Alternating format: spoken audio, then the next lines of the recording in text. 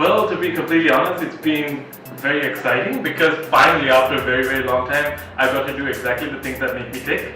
And the cherry on top really was when I filmed a show for High TV, which hasn't aired as yet. It's called Homemade, and I got to showcase things that I created, and I actually get to cook. I mean, I've done TV in the past, but this is really the first time that I got to demonstrate something that involved actual cooking, so that was fantastic. So I really hope I get to do more of that. But there are a few other things where I work within the confines of the business, and we developed, for example, for Ruth's Gelato, biscuit pudding flavored gelato. And to be honest, that was a lot tougher than we anticipated because it wasn't just a matter of creating a biscuit pudding flavored ice cream. It really had to taste like the Bellissima biscuit pudding. So it wasn't taking the cream that we make for the pudding and just freezing it. So we had to reverse engineer everything and then create it in gelato form, and that was, well, quite exciting, but at the same time, it took way longer and much more effort than we expected. So that was good. That really kept me on my toes. And also we developed an exclusive flavor for ramen miso. So they wanted something Japanese inspired. So we did a matcha biscuit pudding, and that worked phenomenally well. So it's exclusively available with them. So those were a few things, and I'm glad I'm getting back into the groove of things because for the longest time, let's say the last couple of years, I was very, very focused, so it was a very micro kind of view on cooking because I wanted to be disciplined enough to focus on Bellissima and just keep improving the products that we currently had and improving the process. So it became a bit clinical, so which is not really what drives me, but I'm glad that it's slightly changing, and I hope this trend keeps up.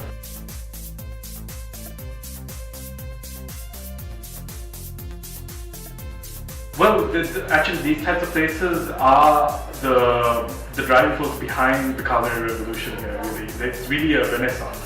And these are real foodies who are setting up these little cafes, and not just cafes and restaurants actually. There are so many little home businesses, and you see like this huge vegan trend taking off, you see juicing, and you see, and a lot of Instagram trends that are hitting the local market, which is great because you see all these things, but it's nice to actually have access to taste and experience of things here. So that is fantastic. But I think if there's one thing I wish for is probably there's a lot of stuff coming in. I wish there was a little more innovation happening from my end to take out to the world.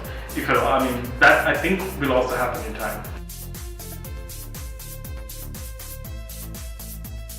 Well, okay, I guess you can speak on that in a couple of different angles. Of course, the different trends. You have, like I mentioned before, the different cafe cultures coming up, but also there is this latent, I think this underground ethnic, variety that's waiting to just burst out. Because we don't realize, because we know about our lampreis and yellow rices and things and kiribats and all that, and maybe a little bit of the Tamil cuisine. But really, our food culture is so diverse, and a lot of it is quite underground, I realize, because every year I'm discovering something new, and it baffles me because I'm like, my goodness, I should have known about this. But clearly there's a lot more to learn, and if I don't know about most of these things, I'm assuming the vast majority don't.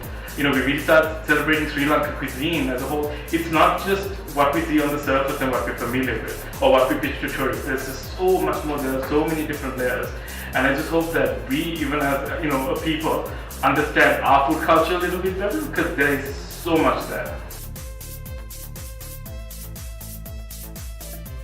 Oh, I'm a big stickler about that. I get really upset when you are promised something, and not just even food, pictures per se. When you go to a restaurant or a hotel and then there's a specific dish that's quite traditional, let's say carbonara for example, and when it's butchered, that really gets me good. Because don't call it a carbonara if it's not a carbonara, right? And it goes for so many other dishes as well, even Sri Lankan dishes.